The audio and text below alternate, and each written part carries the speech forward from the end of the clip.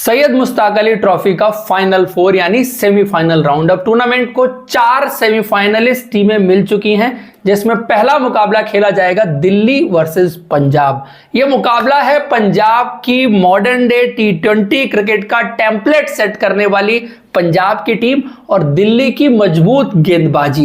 क्योंकि पंजाब की टीम अगर आप देखें जिस तरह का फॉर्मेशन रहा है और जिस अंदाज में पूरे टूर्नामेंट में खेली है, एक बहुत ही अटैकिंग ब्रांड ऑफ क्रिकेट उनके बैट्समैन ने खेली है और बैटिंग हैवी टीम है। ऐसा नहीं है कि पंजाब की गेंदबाजी कमजोर है। पंजाब की गेंदबाजी में अर्शदीप सिंह आपको वहां पर दिखेंगे, जो इंडिया के T20 क्रिकेट के प्रीमियर फास्ट बॉलर हैं। साथ में सिद्धार्थ कौल का एक्सपीरियंस आपको वहां पर नजर आएगा। हरप्रीत ब्रार की स्पिन गेंदबाजी वहां पर नजर आएगी और उसके अलावा जो ऑलराउंडर्स उनकी टीम में मौजूद हैं वो भी अच्छी खासी गेंदबाजी करते हैं। तो पंजाब के पास गेंदबाजी भी अच्छी है, बल्लेबाजी जितनी विस्फोटक रही है ना, वो मुझे लगता है कि एक बाकी टीमों से पंजाब को एक अलग करने वाली चीज रही है। और जो ब्रांड ऑफ क्रिकेट पंजाब ने खेली है वो लोगों के लिए ज्यादा एंटरटेनिंग भी रही है। और जिस तरह से मॉडर्न डे T20 क्रिकेट आगे जा रही है, तो उसमें मुझे लगता है कि उस नए तरीके में खेलने की कोशिश जो रही है वो बड़ी शानदार रही है। अब तक आपने देखा है कि वो सिर्फ एक मैच हारे हैं, जो पहला ही मैच था जो टूर्नामेंट का वो हारे थे। उसके बाद से लगातार जो है वो विनिंग स्ट्रीक उनकी जारी है। दूसरी तरफ आप देखेंगे दिल्ली की टीम, और दिल्ली पिछले कुछ वक्त से सिलेक्शंस को लेकर के बहुत कंट्रोवर्सी रही है। चाहे नीतीश राणा का दिल्ली छोड़ करके यूपी जाना हो, चाहे प्रदीप सांगवान का सडनली इस T20 सेटअप में वापस आ जाना हो, या परफॉर्म ना करने के बावजूद अनुज रावत का लगातार खेलते रहना हो। पिछले मैच में उन्होंने एक पारी खेली 70 ऑड रन्स की, जो मैच विनिंग पारी थी। एंड में उनकी पारी की वजह से मैच जीते। लेकिन अनुज रावत क्या दिल्ली की टीम में खेलना डिजर्व करते हैं, जो परफॉर्मेंसेस उनकी रही है?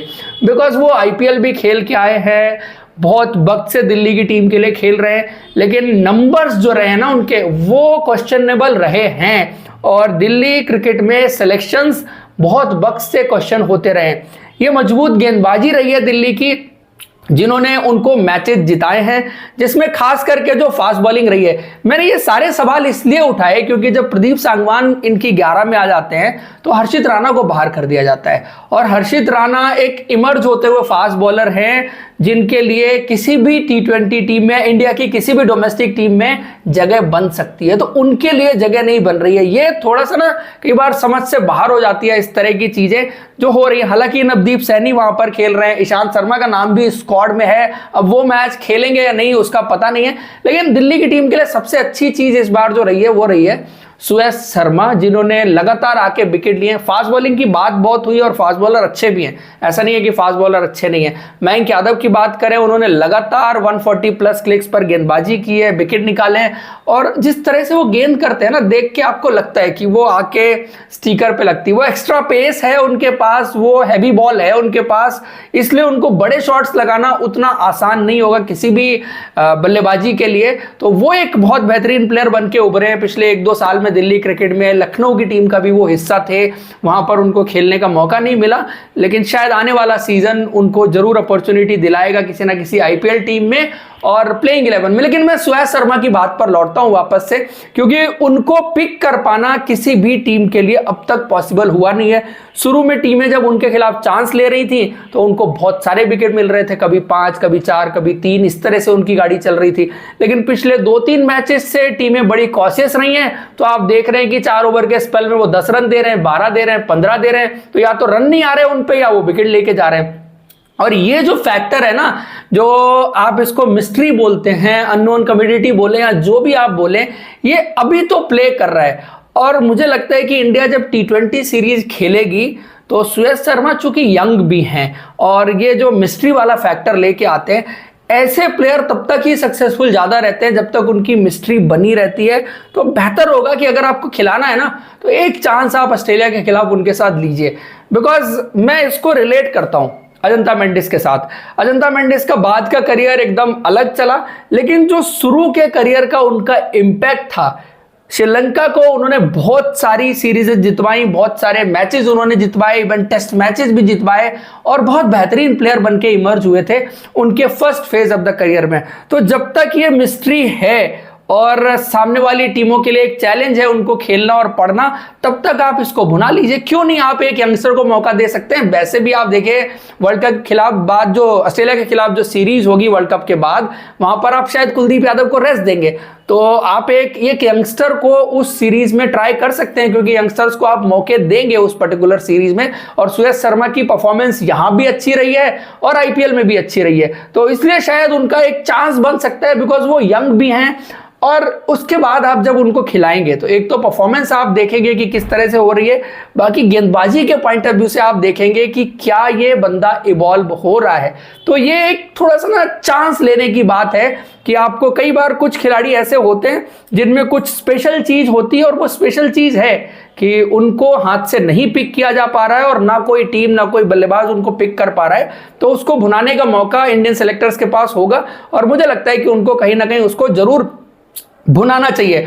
बाकी मैच में अगर बात करें तो पंजाब का पलड़ा भारी है। दिल्ली की गेंदबाजी जरूर अच्छी रही है, बल्लेबाजी में यश ढुल ने रन बनाए हैं। आयुष बदोनी एक अनसंग हीरो की तरह रहे हैं। अच्छी चीज मैं ये देखता हूं कि पिछले 2 सीजन से आईपीएल जिस तरह से गया उनका अच्छा गया, और कुछ चीजें थी जो पॉइंट आउट हुई थी कि बड़े शॉट जो है वो डाउन द ग्राउंड ज्यादा नहीं खेलते। इस सीजन डोमेस्टिक में उनको बड़े शॉट्स जो है वो डाउन द ग्राउंड खेलते हुए देखा गया, तो ये बड़ी अच्छी चीज है। Players by the time evolve होते रहते हैं, आगे बढ़ते रहते हैं, उनको देखने का भी मजा आता है। तो आयुष बदोनी ने ये चीज अच्छी की है और दिल्ली की सक्सेस में बहुत इंपॉर्टेंट रोल कहीं ना कहीं उन्होंने प्ले किया। उसके बाद दूसरे मैच की बात करते हैं, बड़ौदा वर्सेस आसाम के मैच की बात। ये लड़ाई 2 कप्तानों के बीच की लड़ाई है। एक तरफ यंग कैप्टन है रियान पराग और दूसरी तरफ एक्सपीरियंस कैंपेनर कृणाल पांड्या, जो आईपीएल फ्रेंचाइजी की भी कप्तानी की है। और मुझे लगता है कि जिस तरह से वो अपनी टीम को लेके आए हैं, ही इमर्ज एज अ लीडर, और टीम जिस तरह से बड़ौदा की उन्होंने बनाई है, बिकॉज जब आप टीम की फॉर्मेशन देखेंगे ना तो आप ऑन पेपर इस टीम को स्ट्रांग नहीं पाएंगे, लेकिन फिर भी अगर टीम सेमीफाइनल में आई है तो उसमें कप्तान का रोल बहुत इंपॉर्टेंट है, क्योंकि अपने प्लेयर्स को समझते हैं, किसको कहां यूटिलाइज करना है उसको उन्होंने बेहतर समझा है और प्लेयर्स को अपॉर्चुनिटी दी है, फ्रीडम दी है। इसीलिए ये बड़ौदा की टीम इतना बेहतर बन के आई है और खुद उन्होंने फ्रंट से लीड किया है, गेंदबाजी में भी विकेट लिए हैं, बल्लेबाजी में भी रन बनाए हैं।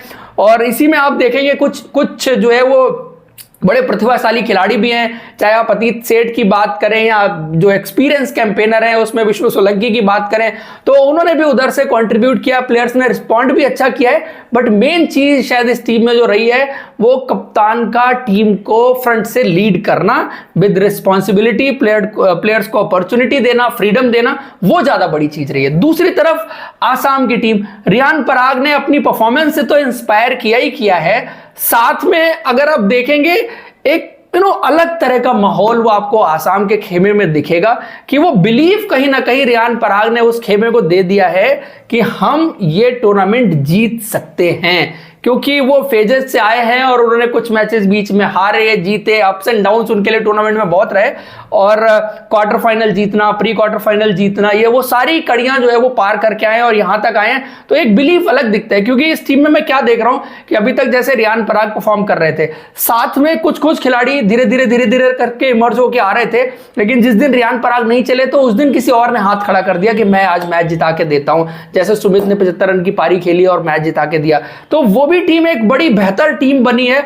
और इस तरह से जब टीमें इमर्ज होती हैं तो इंडियन क्रिकेट के पॉइंट ऑफ व्यू से ये बड़ी अच्छी बात होती है, अच्छी खबर होती है। प्लेयर्स उधर भी बहुत सारे हैं, कल के वीडियो में मैंने बात की थी कौन कौन से प्लेयर इमर्ज हुए हैं, लेकिन जैसे जैसे स्टेज बड़ी होती जाएगी उन प्लेयर्स का इम्तिहान भी बड़ा होता जाएगा, क्योंकि वो बड़ी यंग टीम है। ज्यादातर खिलाड़ी आपको 20, 21, 22, 23, 24 साल के दिखेंगे, क्योंकि खुद कप्तान 21, 22 साल का है, तो प्लेयर भी उधर वैसे ही हैं। तो इनएक्सपीरियंस है, लेकिन वो ज्यादा इंटेंट के साथ क्रिकेट खेल रहे हैं, ज्यादा उनमें जो एक बिलीफ है वो थोड़ा सा है, जो यंगस्टर्स में जो चीज होती है, जो यंगस्टर्स की क्वालिटीज होती हैं, वो उस टीम में आपको नजर आएंगी। दूसरी तरफ कृणाल पांड्या की बड़ौदा की टीम में आपको वो एक्सपीरियंस नजर आएगा और वो थोड़ा डिफरेंट और मैच्योर टीम नजर आएगी। तो मुकाबला मुझे लगता है बड़ा रोमांचक होगा 2 कप्तानों के बीच की लड़ाई में। तो दोस्तों यही था सैयद मुश्ताक अली ट्रॉफी के सेमीफाइनल के प्रीव्यूज में।